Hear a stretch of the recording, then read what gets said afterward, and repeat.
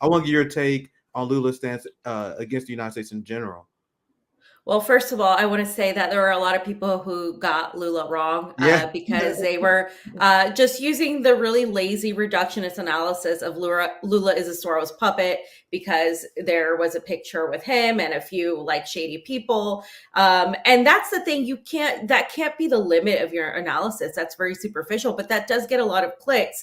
We've seen because of the co-option of a lot of the anti-establishment movement by certain people in the right or certain sectors. That's basically what's happened, is that they just take these keywords, and a lot of these YouTubers that really just rely on that, they don't actually go to these countries. They don't talk to the people from these countries. They don't understand Latin American or the global South in general. They kind of ignore it, or ignore the people's actual opposition to the West. And they ignore that people are intelligent and that some governments are actually do work for the benefit of some people. And they have this whole overlooking thing where they're like, oh yeah, everybody's in on it. Everything sucks. It doesn't matter. And so I think that's just very lazy, Yeah. because I do believe there are some truths to what we're talking about when we talk about things like the Great Reset and this global agenda. However, there's a lot of dynamics and intricacies that go into understanding the politics of each country. And if you're too lazy to do the work, then maybe, Yeah, it was don't put weird. your stuff out there. It's Yeah, very weird. yeah, it was weird because I was glad to see you one of the people that was pushing back on it. I was like, you guys gaslighting me. We pushed back on it on the RBN because I had my RBN sister Josana, and I talked to many indigenous activists, including Claudia, who leads resistance movement down there. So I actually knew the critiques of Lula coming from them, Yeah.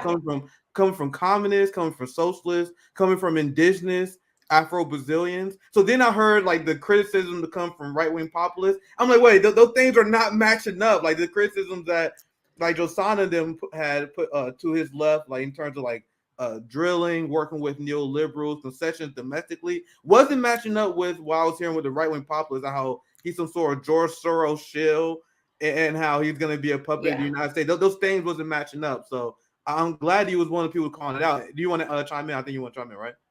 Yeah, just on the reason why that's important isn't just to rag on these people, Yeah. but it's because you have to look at the logical nature of Brazil. Brazil's politics is largely dependent, and in a way, their biggest trading partner is actually China. Their second one is the United States. So it's illogical to think that Brazil is just going to do whatever the United States wants, because they have been a huge part of BRICS. And even with Bolsonaro trying to isolate the country, because that's exactly what happened. As soon as Lula got in, he went back into SALAC. He went really full on with BRICS. Dina Rousseff was just inducted as a new president of the Banks of BRICS, basically, is what it is. And this is like, it's really just dumb to say that Brazil's just going to do whatever, Soros or Biden want, because Brazil's economy is a huge economy. Yeah, sorry, Phil. Sorry, but it was a very Western centric Yeah. kind of analysis. I know. I'm like, these are two different countries, two different approaches. But what Lula? Yeah. Go ahead. I want you to finish. I apologize. Oh, no. You're so I was just going to say, and it is absolutely, you're right, Western centric. And I think this idea of being extremely individualist and thinking every government sucks really comes from the West, because we've had really crappy governments in the West, right? So it really comes from a Western centric perspective that no other government or anything good could ever come out of some sort of leadership or some sort of cooperation. That multipolarity is just not a real thing. And I think that comes from this Western centric view that everybody's out for themselves, but not everybody thinks like that. And we have to realize that in a way, it's very imperialist of us to have this perception that everybody else is just as dumb as we are, right? Not to be like, but in that way that everybody's just the same. It's not valid. Yeah, for sure. And I was extremely confused, and I wanted people that I am for holding all leaders accountable. That's why you had Josana and many of the Brazilian communists I was talking to. They had a lot of critiques of Lula, and I am counting on them to hold Lula accountable domestically, like they said they would. But in terms of the global stage, because that's what I'm focused on, because I don't live in Brazil, right? So I'm looking at his global geopolitical politics. In the lead up to the election, Lula was saying this stuff. He was running. He had a quote when he said he wanted to make a Latin American currency. Like these are things he was saying before the election. He criticized NATO and Zelensky before he became president. So when they were saying these things after his quotes, it didn't make any sense. And it also, when I did see Western media preferring Lula over Bolsonaro, I was kind of confused as well. I wanted to get your take on that as well. I think mostly because of the COVID thing. I think because Bolsonaro. That's my personal theory. I think COVID and Bolsonaro's take on that freaked them out so much. It made them delusional about Lula, which kind of fed into this narrative that Lula, the West want Lula to win. So what's up with that? I think a lot of these people in the West were delusional. So I want you can add your take on that and also your reaction to this headline, because it shows the delusion that some liberals had in this country. Yeah, is that Brazilian president Lula risked alienating the United States in Europe as he hosts Iranian warships. This is coping. Yeah, absolutely.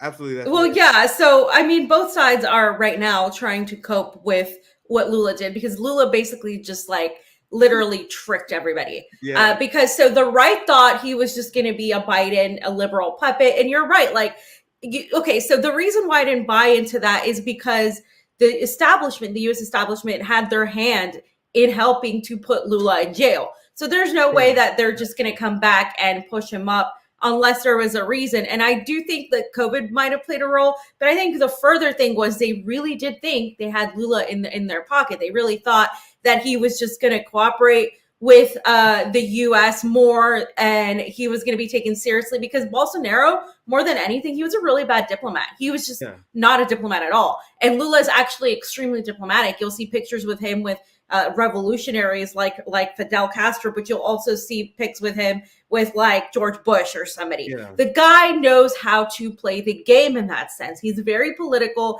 A lot of people that I know say he's close to Vladimir Putin, that they actually are on terms where they do talk and engage. And so what a lot of people don't realize is that Lula played everybody essentially. And so while you had a bunch of the, MAGA sort of whatever communist types, and then like a bunch of the right-wing populists calling him like a Soros puppet, you also had the liberals saying, yeah, Lula's just going to cooperate with us. But really, in reality, Lula's going to do what Brazilians need the most, because that's really what this is about, is Brazil's economy. This isn't even about ideology, what's happening here, I think, in the global scale. This isn't about communism winning, like China pushing communism on the rest of the world. This is about respecting each country's national sovereignty. And this is repeated constantly by so many leaders and diplomats. It's repeated by Lavrov. It's repeated by the Chinese foreign minister. It's repeated by the president, the Chinese president. It's been repeated by Lula. It's been repeated by pretty much any country that's actually had the opportunity to try to work and mend and cooperate. And so when you see outlets like the Washington Post saying, oh, the U.S., Brazil is going to alienate the U.S., Brazil really, their number one partner is China. So they're not really worried about alienating the U.S. Otherwise, Lula wouldn't have gotten up and said, yeah, we need to ditch the dollar. Essentially, who made the dollar the number one currency after gold? So Brazil's not dumb. They know exactly what they're doing. They're the largest economy in Latin America. So they will have a lot, they'll basically be the big hub in Latin America with China's help, because China is already involved via the Belt and Road Initiative with 21 other countries so far. With Brazil, it would be 22. So that's just a given. And this is happening whether the West likes it or not. Exactly. Well, so it's happening whether the West likes it or not. And I'm showing you guys some footage of the meeting that the West has been freaking out about. And the Washington Post headline is hilarious, because I said it yesterday, the way Western chauvinists, the way they think is extremely interesting to me. So they see this giant coalition between Brazil, China, Russia, BRICS expanding, and their reaction to that is Brazil is isolating themselves from the West. You see how they are the center of the world, and a lot of them, I feel like they don't even see this coming. Like they're still so smug. I played a video that Biden is reaping and sowing over in the 90s, where he said if Russia was upset and they want to run into China's hands, good luck. You're like, good luck for doing that. Now you see exactly what happened. Here's more footage. Let me put this one up here. I think this was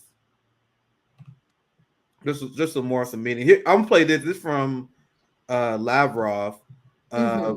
and he says President Lula spoke at a press conference. We call for the U.S. dollar to be abandoned. This is a trend that will continue. The Americans basically are shooting their own backs by doing this because they were in charge of the global financial system using the dominant role of the dollar. And now everyone started fleeing. The path of sanctions, we have always said, is the path to nowhere. And sanctions have been something that I've been covering, and now you got U.S. foreign policy they are now paying for, which is great to see for me. I was talking to our friend Nico, and he was telling me like, you guys need to get out. Like, you in Moscow, you're doing great reporting on Nico in Brazil. Gotta say, super jealous, super jealous because it's not looking good. It's not looking good, and this is the It's result. not. And this is the result of like long-term leadership from the guy who's our president Joe Biden. Anything else you want to add to that, Fiorella, before we shift topics here? Yeah, so really quickly, I just want to say so Lula initially landed in Shanghai. So he went to the inauguration of Dilma Rousseff, who is now the president of the Bank of BRICS, essentially. And Mm-hmm. so then he did that, and then he went to Beijing now to meet with Xi Jinping, and they've already said that they have announced 15 bilateral agreements, including everything from manufacturing, economics, agricultural development, etc. So many things.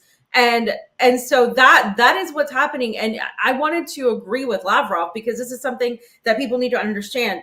The United States has done this to themselves by isolating, and their attempt to isolate China and their attempt to especially isolate Russia. Russia has pretty much been kicked out of the major economies of the West. So all of the things that are happening in the banking crisis and everything, Russia's pretty much immune from that. And so they were forced to look at other prospects, replace the European market, and they've done more than that. Essentially, their ruble is growing stronger and stronger. And basically, what's happening is their new markets in the East, China, Pakistan, India, are paying off. And we're not just seeing that. We're seeing the Saudi Arabia's reemergence and diplomacy with Syria, with Iran. We're also seeing the Tunisia coming into play. We're seeing so much movement in the Arab world, which is the rise of Pan-Arabism, the same way we're seeing the rise of Pan-Africanism.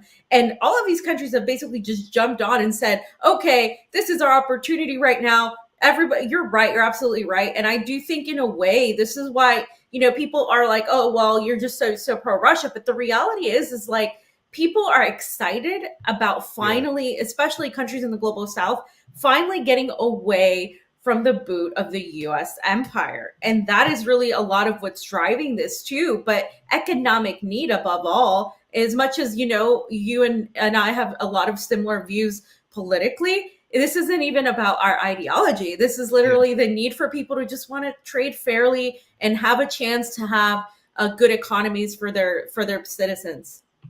Well said, my friend. Now, this is Ben Norton also chime in on this. Brazil's President Lula just held a historic meeting with China's President Xi.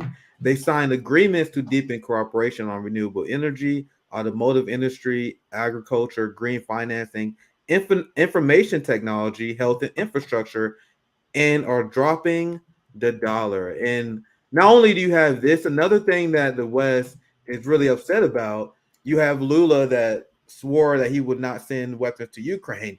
And I gotta look at Lula. We gotta look at across the oceans at other partners to have leftists call out the Ukraine war and the NATO proxy war. So as Bernie Sanders and AOC in the squad is focusing on supporting Ukraine war, Lula says he refused and he drawing a hard line at that, which is a very significant geopolitical development.